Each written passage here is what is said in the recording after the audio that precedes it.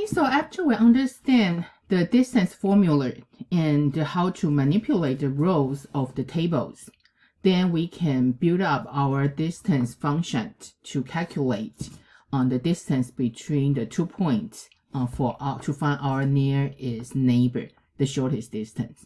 So that's back to our demos file. So here that's implement the distance function. So the distance function here, like earlier we say, we have the 2 points. And this 2 points actually will be the 2 patients, right?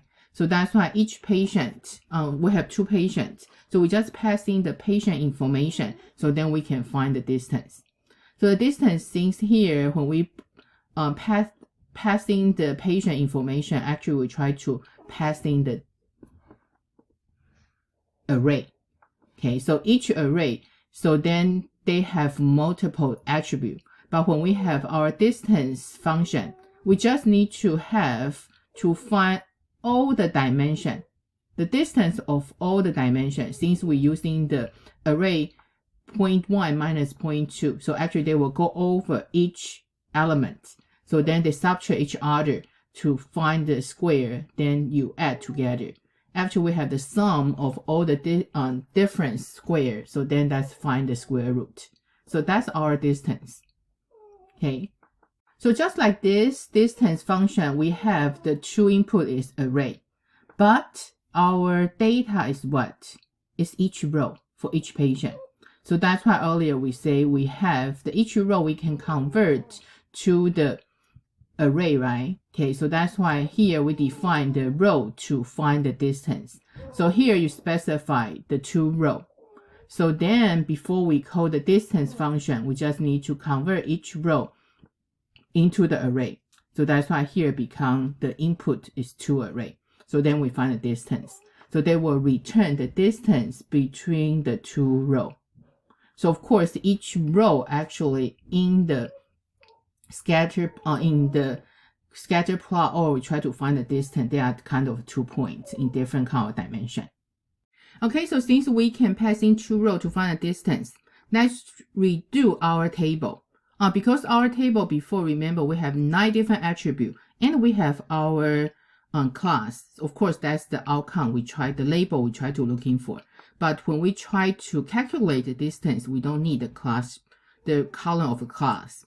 So that's why we make our original patient table. We drop the class. So that's the table we want. We call that attribute tables. So you can see they have 1, 2, 3, 4, 5, 6, 7, 8, 9 different attributes. Okay, so then we can use this to find the distance. So let's check our distance function run correctly or wrong. So then we just using the first row and the second row. Okay, so before you check, you see you can just compare the data. You see these 2. Okay, so these coordinates is the same. So here the difference is 3, 3, 4, 5, 9, the same, and 1. So that's why you kind of can do your calculation in mind. So then we find out, yeah, their distance is about 11 something. Kind of fine.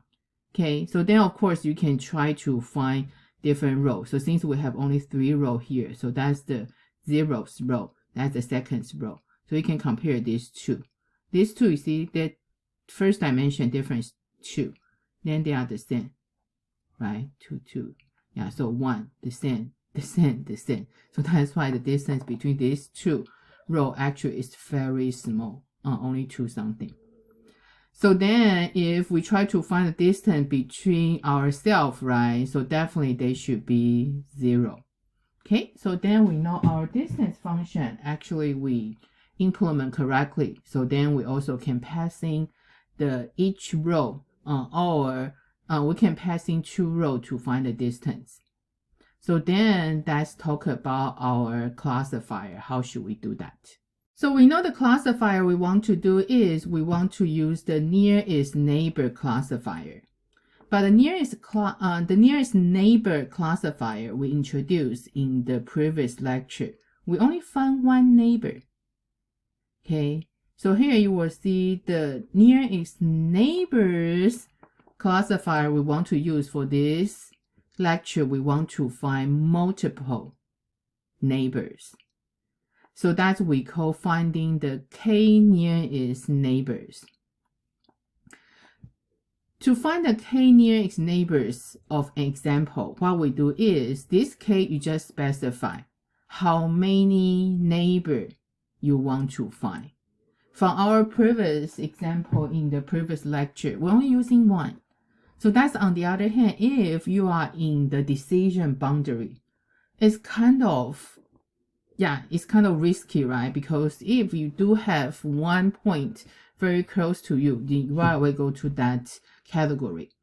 So that's why in order to kind of have better reference from our neighbors, we can specify how many you want. So we just sort. We can find all our distance from one, our example. If the example we want to find the predicted label, we just find all the distance from this example to all the point. So then we sort that. So depends on how many neighbor you want. So then we find the k-nearest neighbor for that example. So how we do is, of course, the first thing we need to find the distance between the example and all of the data in the training set. So here you can see the example. Actually, we can say that's kind of individual. Yeah, we used before. So then we make, we find all the distance. So then we make the training data table. We add one more column contain all the distance. Then you sort that new table in the, we do the shortest distance, right? So that's why we're using the ascending order. Okay, so then you will have the top k row of the sorted table. So using that k row, we will make the decision. So when we want to make the decision to classify the point, after you find the k-nearest neighbor, we take the majority vote of the k-nearest neighbor to see which of these two classes. Of course, sometimes maybe they have more classes, but in our example, we only have two. The two classes appear more often. Then we assign the point to the class that win the majority vote. So that we call the k-nearest neighbor. Of course, if we want to use only one, that's okay. But since if we can, after we implement our table, we make our new table, since we sort, we find all the distance. So then we sort that. So depends on how many you want. You just specify your k. So then we back to our demo file. Okay. So that's why now here we will define our distances function. So this distances function is what? We have two input as well. So the first input actually is your training table. Okay, so all the training set. Okay, so then you give me the example, the individual you want to find the predicted label. Okay, so how we do that? So of course, the first thing we need to find all the distance. So we make that as an array. Yeah. So then, sorry, the training actually is the original table. Okay, so original table, since they're including the class, the output column. So we dropped output column. So then we only have attribute only. Okay, so then, right, so you see here, we want to go through each row, right? Okay, so then we go through each row. Then we can using the for loop. We saw for row in that attribute only, that row, that's all the row. We want to find the distance for each one. So then we just append each one. So that's original array. So then you just find each row, the distance between each row to the example. So then you have the distance array. Okay, so then we add this distance array back to our training table. Okay, so we add at the end. Yeah, so this one we call the distances function. You just passing your table and which node you want to do the prediction. Okay, so for example, here we just say we want the row, we're using the 21st row to find the result. So we have the example. Okay, so of course you see that's a row, then they will return the row. So then we just in passing the distance, we just call our distances function by passing the original table. Okay, so here of course you can do the patience, but here we exclude our example row. Okay, if we don't exclude that, actually they become 0. Actually it's not good because we do the shortest distance. So that's why we need to exclude the example row.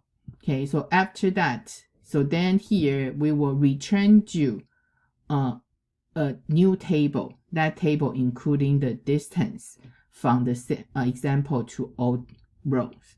So then since you only have distance, you didn't sort it that yet. So then that sorts our distance. Okay, so that you will see here.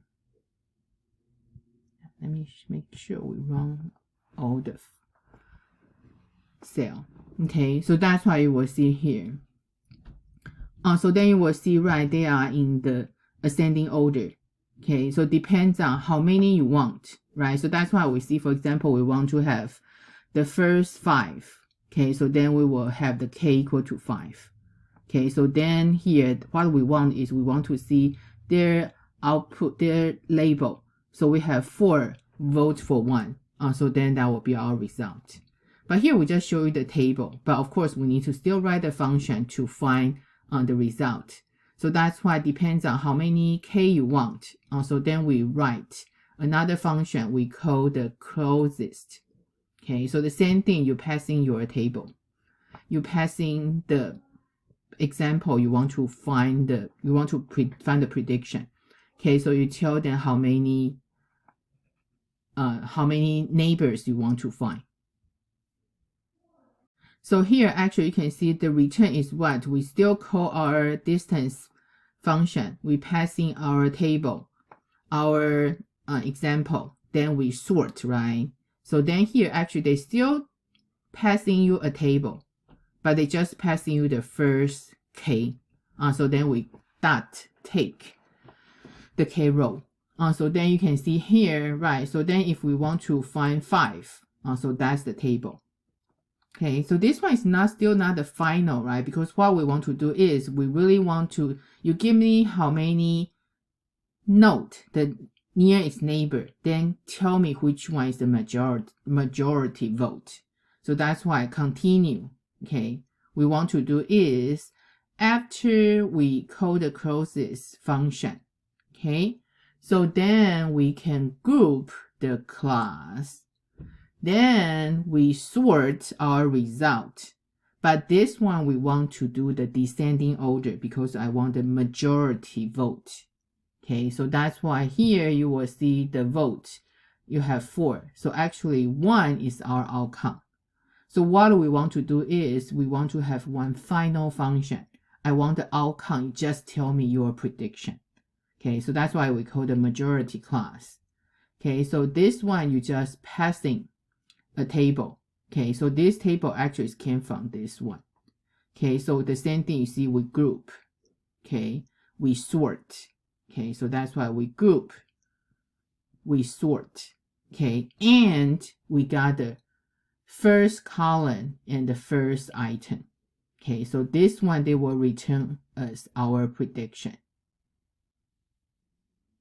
But you can see this input actually is the table from here, right? So that's why we need to have our finalized actually is this one because we want to pass in our original table, our example we want to do the prediction, then how many neighbor. Okay, so that's why after we have that, then we call this function. So that's we pass in the closest function.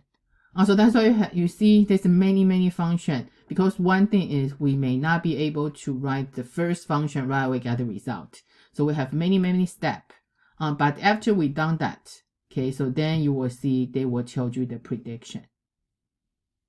Okay, So then let's compare our result. So the 21, actually the 21, we just find that row is, the class is 1. Okay, not too bad. So then you just see which one you want to find. So for example, if we want to find the 10, okay, it's a new example, we want to the 10th row. Then what you do is the same thing, we just need to call our classify function. Passing the table without the 10th row. So that's our 10th row. Then you can find, you want to k is 5. Okay, so that's 0. Let's see our result. So our 10th row, the result is 0. Okay, so far so good. But then if you want, you can just choose what you want, what you have. Okay, so like this one, actually we try to do is, we try to row 15. Okay, then the result is 0. But if we really see the 15, okay, yeah, so the label actually outcome is 1. Okay, so I know here actually we have so many steps, but here we give you a summary. Okay, so how you will do is, the first thing we write the distance function. Then we pass in the row to using the row to find the distance. So once you have distance, remember we want to find the distances from the example to all the row in our table. Then according to how many neighbor you want, we find the closest table. So they just sorted the result. But then we don't want the table. We just want the final result. Tell me my predict label is what. So that's our classify function. Yeah, so that's our case neighbor, k nearest neighbor classifier example.